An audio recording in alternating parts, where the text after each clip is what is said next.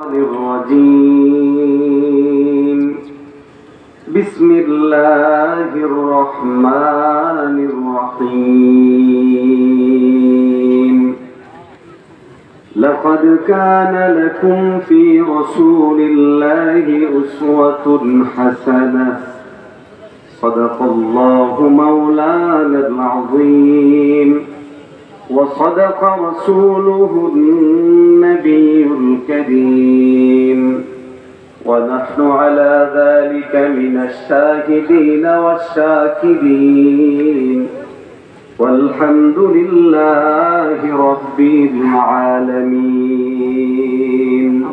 সবাই একটু মনোপ্রাণ খুলে জিকির করি লা ইলাহা ইল্লাল্লাহ লা ইলাহা ইল্লাল্লাহ লা ইলাহা ইল্লাল্লাহ লা ইলাহা ইল্লাল্লাহ লা ইলাহা ইল্লাল্লাহ লা ইলাহা ইল্লাল্লাহ লা ইলাহা ইল্লাল্লাহ লা ইলাহা ইল্লাল্লাহ লা ইলাহা ইল্লাল্লাহ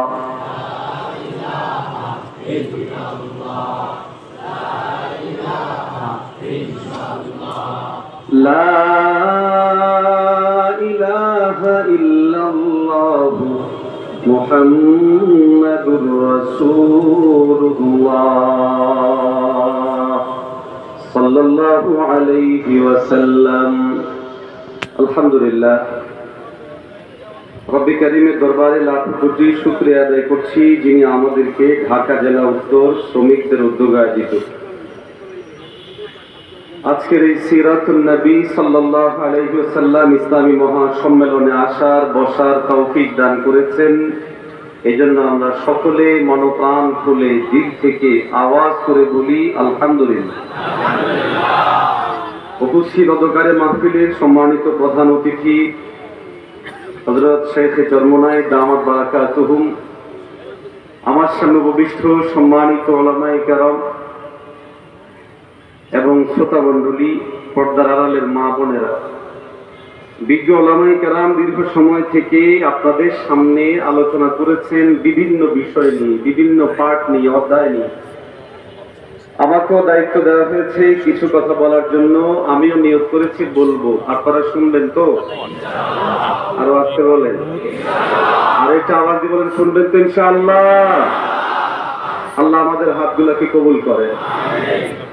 আজকে মাহফিলের মূল শিরোনাম সিরাতুন নবী, নবীজি সাল্লাল্লাহু আলাইহি ওয়াসাল্লামের জীবন চরিত। নবীজি সাল্লাল্লাহু আলাইহি ওয়াসাল্লামের জীবনী আমাদের জন্য উত্তম আদর্শ। রাসূলুল্লাহ সাল্লাল্লাহু আলাইহি ওয়াসাল্লামের জীবনের প্রতিটা পাঠ, প্রতিটা অধ্যায় আপনার আমার জন্য অনুকরণীয়, অনুসরণীয়। আবার দিয়ে বলেন ঠিক কি না?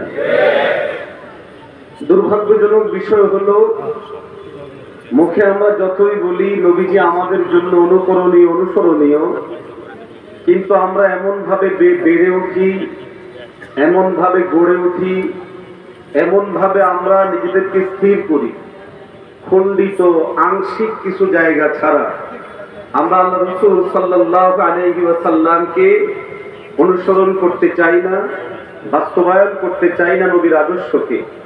কোথায় কোথায় চাই? নামাজের মধ্যে চাই, রোজার মধ্যে চাই, হজের মধ্যে চাই, যাকাতের মধ্যে চাই, তাও সেখানে পুরোপুরি না। এখানে মানি, এখানে করি, কিন্তু সমস্যা হলো শুধু এতটুকুতেই নবীজিকে সীমাবদ্ধ মনে করা। এর বাহিরে আমার নবী সাল্লাল্লাহু আলাইহি ওয়াসাল্লাম আমার খাদ্যের ক্ষেত্রেও অনুসরণীয়, আমার চলার ক্ষেত্রেও অনুসরণীয়, আমার বিয়ের ক্ষেত্রেও অনুসরণীয়, পরিবার চালানোর ক্ষেত্রেও অনুসরণীয়, সমাজ চালানোর ক্ষেত্রেও অনুসরণীয়, আমার শিক্ষানীতি প্রণয়নে অনুসরণীয়, আমার সমাজনীতি পরিচালনায় অনুসরণীয়, আমার রাষ্ট্র পরিচালনায় অনুসরণীয়। এই কথাগুলো আমাদের মধ্যে একটা বিশাল শ্রেণী আছে জানেই না, আবার আরেকটা শ্রেণী আছে জানে তারা মানে না, আবার আরেকটা শ্রেণী আমরা আছি যারা জানিও মানিও কিন্তু আমরা বাস্তবায়ন করতে পারি না। আছে বলেন, আলোচনা বলেন না, ঠিক না বেঠে? সবচেয়ে অবজ্ঞা এবং অবহেলার শিকার হলো রাসূলুল্লাহ সাল্লাল্লাহু আলাইহি ওয়াসাল্লামের রাষ্ট্র চালানোর সুন্নত বাস্তবায়নে আমরা অনেক পিছিয়ে।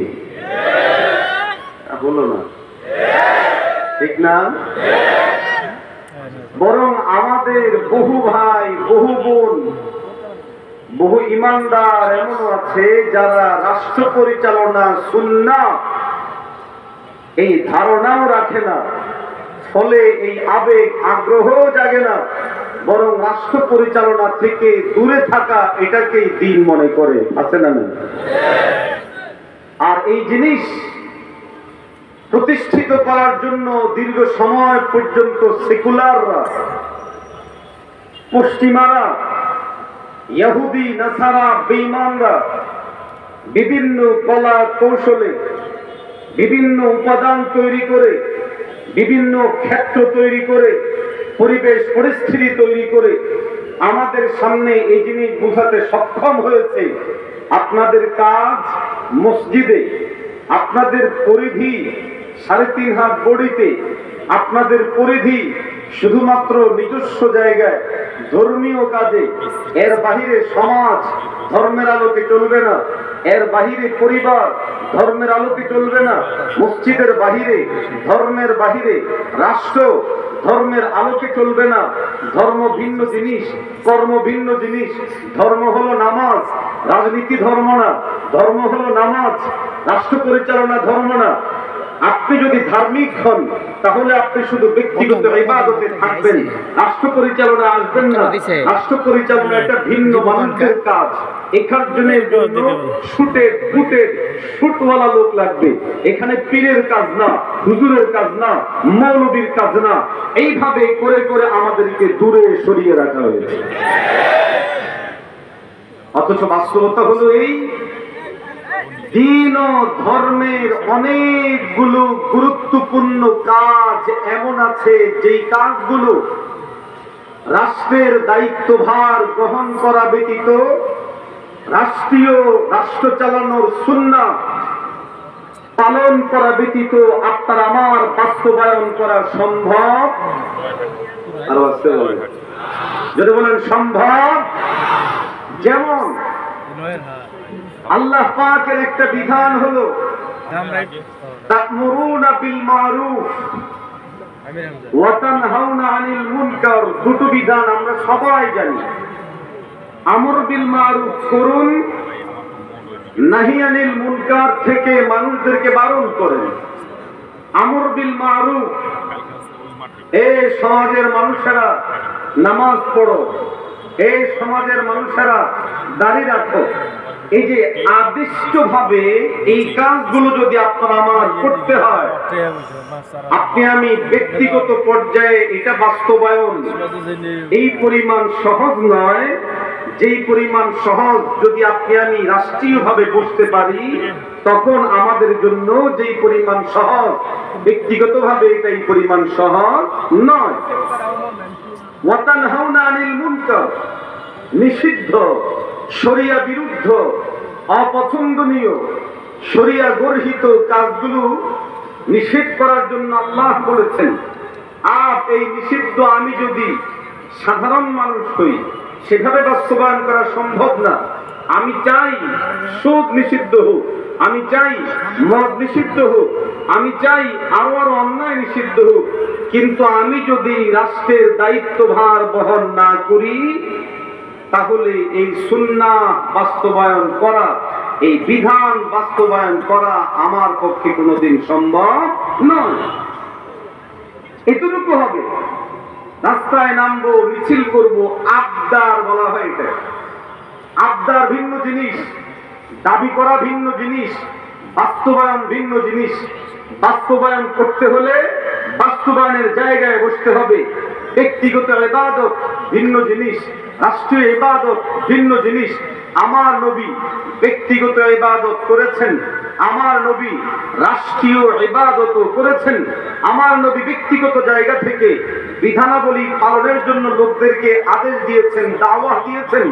আবার রাষ্ট্রীয়ভাবে বসেও নবীজি সাল্লাল্লাহু আলাইহি ওয়াসাল্লাম মানুষকে আদেশ নিষেধ করেছেন।